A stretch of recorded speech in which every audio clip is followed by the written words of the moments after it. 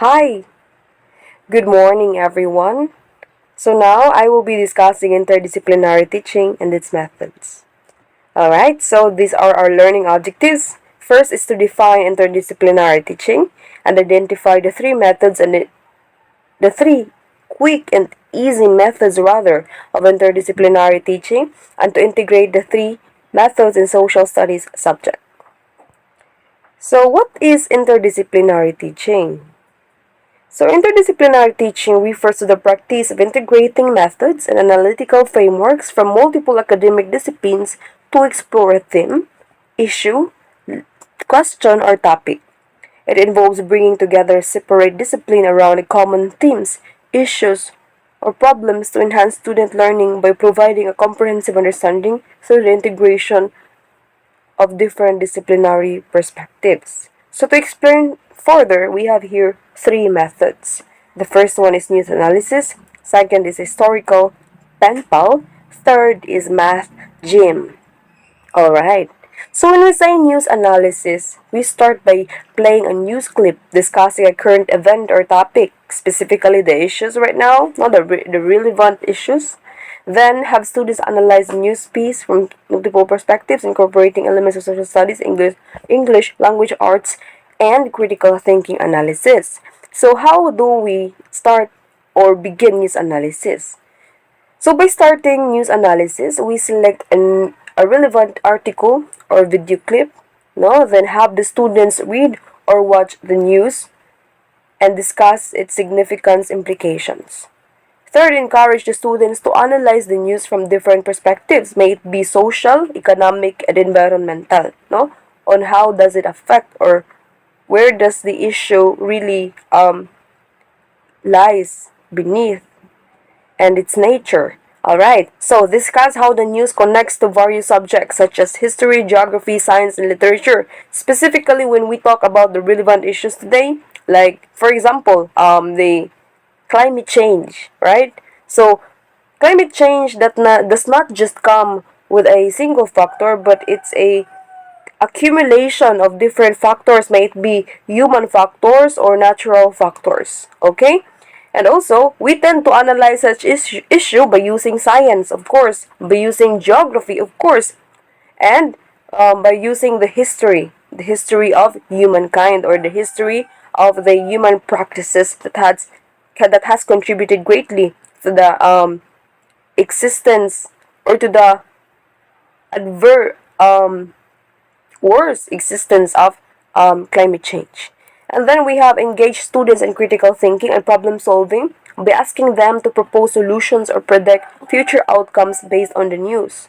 So after identifying or discussing the connections of various subjects now that has been integrated in news analysis, after identifying the problem and as well as analyzing the news from different perspectives, then let the students do critical thinking and do problem solving by asking them to propose solutions or predict future outcomes based on the news. For example, the issue that has been highlighted was a climate change. So let them propose solutions or preventions or mitigations on how to mitigate the adverse impact of climate change, or else they could predict the future, no, by just analyzing the news. So based on the news, what do they see 10 years from now if such wrongdoings of humans still continues, or what do they see 10 years from now if humans will reverse, no, will do their parts. Alright. So for the next one, we have historical pen pal. So from the word itself, historical, meaning we are dealing with the past events. And when we say pen pal, we are talking about our friends or our acquaintances or our classmates when it comes with classroom sitting. So in this activity, students take on the role of a historical figure and engage letter writing with their peers. This activity combines history, language arts rather, and research skills, allowing students to explore different time periods or perspectives. So, ma'am, how do historical pen pal starts? Okay, so first one is you should pair the students with pen pals studying the same historical period from a different location or culture. And then let the students exchange letters or emails discussing historical events, cultural practices, and personal experiences, assuming that they time travel in that certain event. Then encourage students to do research and share information about their own culture and history with their pen pals. Then lastly, facilitate discussion and provide guidance on historical accuracy and cultural sensitivity. I think this one is more empathetic in a sense that students put themselves on the shoes of our historical figures and engage in letter writing with their peers. No, and it is more it is an authentic learning in a way that they basically involve themselves in learning, and they basically do the learning by doing um, may it be in regards with time traveling, no, instead of redoing it on really that time, because it's impossible to do, man. We cannot really time travel, but we can somehow assume that we are time traveling.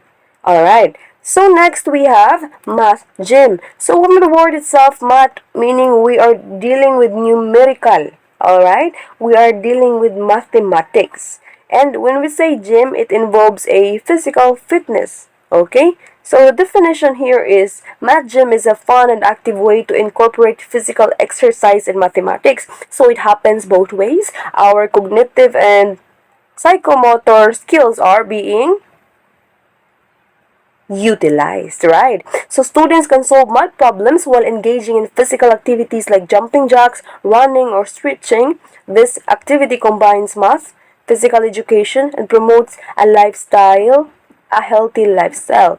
So in the context of social studies subject, so it creates physical activities or games that incorporate math concepts. So in the context of social studies subject, math is involved in economics. Alright? So for instance, in solving for supply and demand, teachers can incorporate movement and physical exercises to make the activities more engaging and enjoyable, such as creating a station or imaginative store where students solve math problems and where economics is evident or involved. May it be an act of purchasing and identifying the wants and needs, right? So in a physical store, they can experience the act of purchasing, identifying their wants and needs, know anything that connects with economics. So this will not only help the students to apply mathematical concepts in real life situations, but it also improve their problem solving skills and promote physical fitness as well, since they are not just passively learning, but they are working in the process of learning. So they are engaging with their cognitive and psychomotor skills. These methods might be differing, with their definition and their process. But let us all remember that these activities provide us opportunities, to make connections between different subjects. Let the students apply their knowledge in practical context and develop critical thinking skills. By embracing interdisciplinary teaching, us teachers can create a more engaging and enriching learning experience for our students.